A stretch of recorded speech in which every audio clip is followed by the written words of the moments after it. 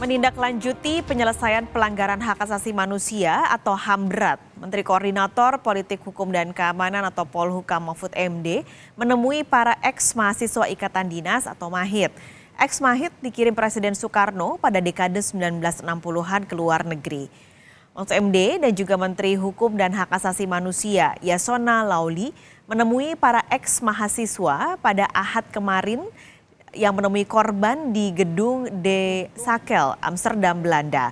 Kedua menteri menjelaskan kebijakan pemerintahan Joko Widodo untuk memulihkan hak korban peristiwa 1965 dan kemudahan imigrasi untuk para ex-MAHIT. Mereka yang hadir tidak cuma dari Belanda, tapi ada juga dari Jerman dan negara sekitar Belanda. Ex-mahasiswa Ikatan Dinas adalah mereka yang tidak bisa kembali ke Indonesia karena dicabut paspornya saat menempuh pendidikan di luar negeri pada era 1965 sampai 1967. Sudah bergabung siang ini bersama kami melalui aplikasi Zoom Menko Polhukam Mahfud MD yang saat ini masih berada di Amsterdam, Belanda. Selamat siang waktu Jakarta, Pak Mahfud. Selamat siang, Mas Kalis. Terima kasih sudah menyempatkan. Pagi di sini. Ya, sudah masih jam 6 pagi, kita sudah jam 12 siang di sini Pak Mahfud, tapi kita mau update sedikit. Pak Mahfud sudah bertemu dengan beberapa eksil kemarin di Belanda. Apakah sudah mendapatkan kata sepakat Pak antara pemerintah dan juga mereka yang hadir kemarin? Kata sepakat karena kita tidak membuat kesepakatan ya. Ini kan bukan perjanjian antar dua institusi, tetapi pemerintah itu atas tugas konstitusional itu memberikan hak-hak konstitusional mereka. Mereka dulu disekolahkan oleh zaman Bung Karno ke berbagai negara, terutama di Eropa Timur, dalam berbagai keahlian. Lalu terjadi peristiwa tahun 1965 yang oleh pemerintah disebut sebagai G30S. Nah, mereka ini rata-rata kan ditanya ketika mereka mau pulang, ditanya kamu membuat pernyataan apa tidak mengakui pemerintah yang baru. Nah, mereka ini kan tidak dengar, dulu kan belum ada WA, belum ada telepon, belum ada TV kan. Mereka yang tidak segera membuat pernyataan itu paspornya langsung dicabut dan banyak yang kemudian menjadi stateless ya agak lama. Ada yang kemudian minta suaka ke negara lain gitu ya, ke RRC misalnya, dan mereka tidak bisa pulang. Nah, ketika kita melakukan reformasi ada perintah TAP MPR dan undang-undang agar ini diselesaikan secara hukum dan secara non hukum. Secara hukum itu pelakunya dibawa ke pengadilan, yaitu yang dulu melakukan pembantaian dan sebagainya.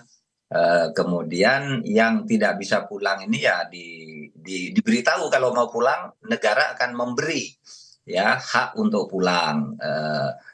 Mereka semuanya senang. Bagi mereka bahwa mereka diakui sebagai warga negara Indonesia dan tidak pernah berkhianat kepada pemerintah Indonesia dan kepala Indonesia itu sudah cukup. Mereka sudah beranak pinak di sini dan mereka cukup minta diakui itu sebagai warga negara yang baik, tidak pernah berkhianat, dan mereka juga banyak yang mempertimbangkan untuk minta status kewarganegaraan Indonesia, tapi sudah ada anak, istrinya, dan macam-macam.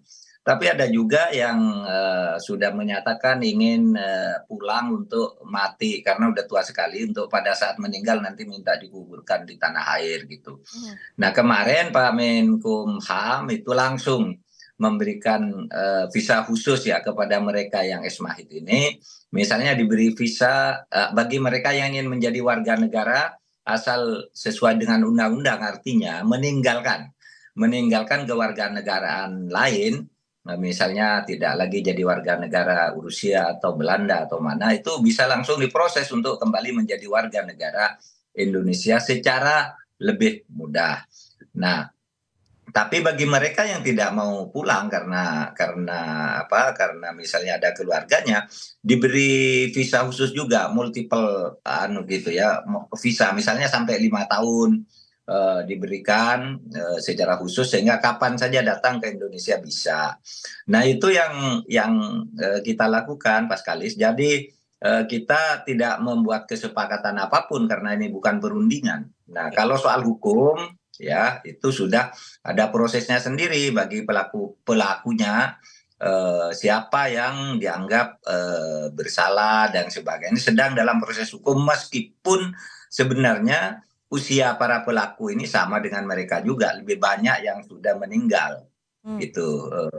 Dan pada saat itu sudah jadi pejabat di Indonesia, kan sekarang sudah di atas 80 juga dan Ya. sudah tinggal sedikit yang tahu peristiwa itu gitu. Artinya Pak Mahfud, mereka yang minta dui kewarganegaraan tidak akan bisa diterima ya Pak? Oh, sampai saat ini kita sudah katakan kalau dui kewarganegaraan tidak boleh karena undang-undang kita menyatakan kewarganegaraan tunggal sampai saat ini. Sehingga itu belum dipertimbangkan sampai nanti ada undang-undang baru. Tetapi kalau minta visa untuk berkunjung kapan saja dan dengan perlakuan khusus gitu akan diberikan. Dan ini sih jumlahnya sudah tidak banyak gitu sehingga tidak akan terlalu merepotkan dan akan terdeteksi atau terkontrol, terlayani dengan baik lah, insya Allah. Perlakuan khusus di visa ini apa saja Pak Mahfud? Ya misalnya dia akan bisa lebih mudah mendapat pelayanan visa. Di situ sudah dikeluarkan surat Menkumham yang minta kemarin langsung diberikan gitu. Anda perlu apa langsung ke Dubes atau KJRI setempat gitu untuk segera mendapat pelayanan secara lebih cepat lalu diberi online untuk berhubungan yang cepat dengan Jakarta. Kalau Anda dipersulit di suatu tempat hubungi nomor telepon ini dan seterusnya gitu. Nah itu yang kita berikan kepada mereka. Kalau materi enggak, apa namanya ya paling beberapa kemarin yang datang ke Indonesia kita beri tiket, kita apa namanya beri penginapan karena yang kemarin tuh diundang dalam satu acara kenegaraan gitu. Kalau Ya. informasi soal fasilitas PNBP 0 ini akan diberikan Pak Mahfud? Iya betul betul ada di situ tidak boleh tidak akan ditarik biaya apapun dalam pengurusan itu gitu. Hmm. Nah memang ada permintaan gitu ya kemarin misalnya bagaimana paspor yang dulu dicabut gitu sekarang dihidupkan secara otomatis gitu. Itu kan secara mekanisme tidak bisa juga. Kan kita tidak tahu mereka itu ada berapa, ada di mana dan untuk penghidupan itu harus diadministrasikan. Dulu paspornya nomor berapa misalnya kalau tidak ingat pasti bisa dicari asal mereka melapor dulu gitu. Oleh sebab itu kita tidak akan menghidupkan lagi paspor secara otomatis karena mereka sudah punya kewarganegaraan lain. Hmm. Nah, bagi yang stateless misalnya ya kalau ada, tapi ini tidak ada sih yang melapor karena stateless. Stateless itu dulu. Ketika tahun 67 itu kan tidak boleh pulang. Nah, 67 tidak boleh pulang. Mereka terkatung-katung pada waktu itu di beberapa negara kalau kawin dengan orang setempat langsung mendapat kewarganegaraan misalnya. Nah, itu mereka semuanya sekarang yang terdaftar di tempat kami tidak ada yang stateless. Dan rata-rata umurnya adalah di atas 80 gitu. Umurnya di atas 80. Ada seorang tua yang sangat mengharukan juga kemarin yang dari Jerman itu datang nyopir sendiri ke Belanda dengan penuh kegembiraan. Dia merasa bersyukur bahwa dia diakui sebagai putra bangsa karena mereka tidak tahu apa yang terjadi tahun 65 66 itu apa. Mereka juga tidak tahu kegiatan komunis itu apa dan sebagainya gitu. Tapi pada waktu itu hanya tidak membuat surat pernyataan aja. Lalu paspornya langsung dicabut tanpa pertanyaan yang panjang gitu. Hmm. Nah, mereka datang dari Jerman dan dia Ibu Sri ya. Ibu Sri itu langsung kita beri kemarin dia yang menangis di situ sangat gembiranya karena ya mereka cinta Indonesia, ingin ke Indonesia gitu. Tercatat ada berapa Pak Mahfud eksil korban pelanggaran HAM berat di luar negeri ini? Begini, yang berdasar laporan di sidang kabinet itu dari berbagai negara itu ada sekitar 130 yang masih hidup di berbagai negara gitu ya. Tetapi umumnya udah renta-renta, udah kadang-kala datang juga udah harus ada temannya yang menonton, ada anaknya dan sebagainya. Yang kemarin di Amsterdam itu yang mendaftarkan untuk hadir dan mendengar penjelasan dari pemerintah itu ada 59. Tetapi kemudian yang tercatat datang karena kemudian dari berbagai negara sekitar itu ada yang ingin ikut dan mendengar, ya kita tampung juga. Hmm. Dan mereka kan sudah punya identitas-identitas resmi dari negara-negara yang bersangkutan sehingga kita mudah mengenali gitu. Oke. Itu Ini nanti berarti tadi ada sekitar 60-an yang hadir, sisanya Pak Mahfud ya. akan bertemu juga di negara lain, Pak? Saya hari ini akan ke Praha. Ini saya di Amsterdam nih, sebentar lagi 1 jam lagi saya akan terbang ke Praha, menemui lagi beberapa orang di sana. Ya mungkin puluhan juga ya Hmm. di Praha. Nah kan ini ada yang di Hongaria, ada yang di Swiss, ada yang di Paris dan sebagainya. Di Rusia, di Moskow juga yang kemarin undang itu ada beberapa orang juga yang datang ke Indonesia. Ada yang mewakili dari Moskow, tapi di sana ada beberapa orang juga sisa. Maka mereka gini, kita nyebutnya ex-mahit, Hmm. ex-mahasiswa ikatan dinas. Tetapi ada beberapa yang mereka pada waktu itu menjadi pengusaha, bekerja dan sebagainya itu, sehingga mereka minta jangan sebut ex-mahit lah gitu. Hmm. Istilah yang diminta istilah lain karena tidak semua mahasiswa, mereka juga ada yang sudah profesionalnya diakui oleh dunia internasional. Yuk bayangkan tuh yang datang-datang kemarin tuh ada profesor di beberapa perguruan tinggi. Mereka dulu kan disekolahkan oleh Bung Karno untuk membangun negara di dalam berbagai keahlian. Ahli listrik, ahli air, ahli koperasi, ahli apa, sekolah semua.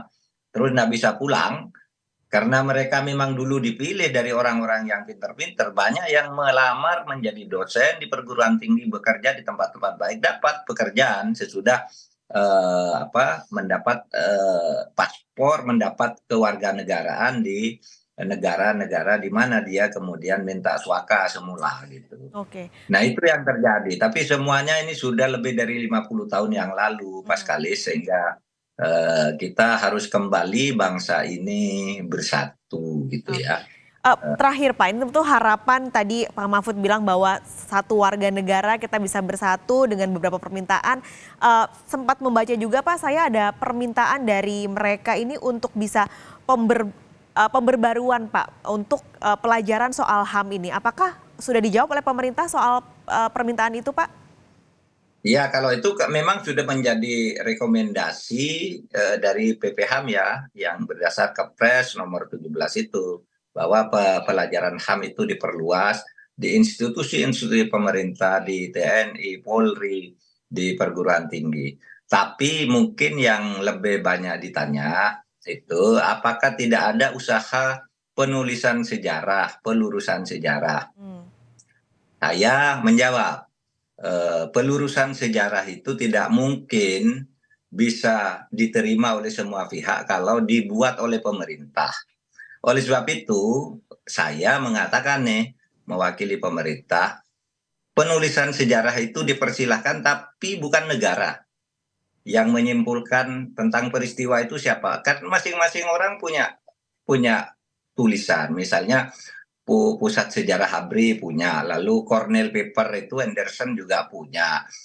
Kemudian kalangan NU juga punya sejarahnya sendiri. Pak Taufik Abdullah juga pernah diminta menulis sejarah. Jadi tidak sama persis hasilnya, sehingga saya katakan tidak mungkin kalau negara itu bercerita, mengambil cerita tentang sejarah. Oleh sebab itu negara, dalam hal ini pemerintah, di dalam sidang kabinet terbatas yang dihadiri oleh Pak Mendikbud waktu itu Pak Nadiem, akan menyediakan biaya penulisan sejarah, tetapi hasilnya itu hasil sebagai ilmu, bukan sebagai pandangan negara. Siapapun boleh minta beasiswa atau biaya penelitian dengan proposal yang jelas, itu akan disediakan oleh pemerintah. Silakan tulis sejarah berdasar metodologinya masing-masing dan hasilnya langsung disebarluaskan kepada masyarakat. Karena sejarah itu kan bisa saja siapa yang nulis hasilnya beda. Waktu ditulisnya berbeda, hasilnya beda. Sama aja kita nulis sejarah Ken Arok, sejarah Raden Wijaya dan sebagainya itu kan Baik. beda-beda juga. Nah, maka kita tidak akan masuk ke soal itu. Negara tidak akan menulis sejarah sendiri, tetapi fakta-fakta yang secara hukum ada di depan kita selesaikan. Oke. Pak Mahfud, Betul. terima kasih banyak sudah berbagi cerita bertemu Ya, dengan warga negara di sana. Selamat melanjutkan tugas kembali Pak Mahfud, sehat-sehat Pak. ya, ya, makasih.